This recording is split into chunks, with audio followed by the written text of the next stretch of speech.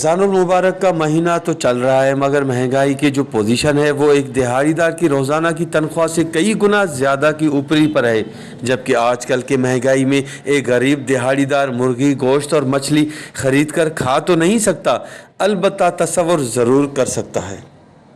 حکومتوں سے کوئی امید نہیں رکھتے ہیں، مہنگائی بڑھتا جا رہا ہے۔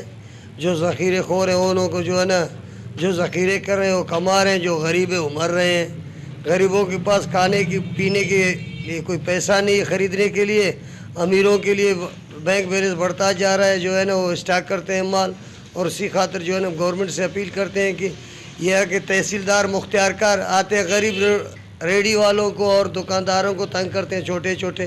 بڑے ذخیرے والے ذخیرے فروشوں کو انہوں کو کیوں ادھر چھاپا نہیں مارتے؟ تحصیلدار، ایس ڈی ایم مختار کار، S H O, S P, D S P, انہوں سے جو ہے نا خود بتا لیتے ہیں اور غریبوں کو تنگ کرتے ہیں۔ یہ یہاں کا پاکستان کا یہ کون سا جو ہے نا ہم لوگ کا پاکستان میں رہ رہے ہیں؟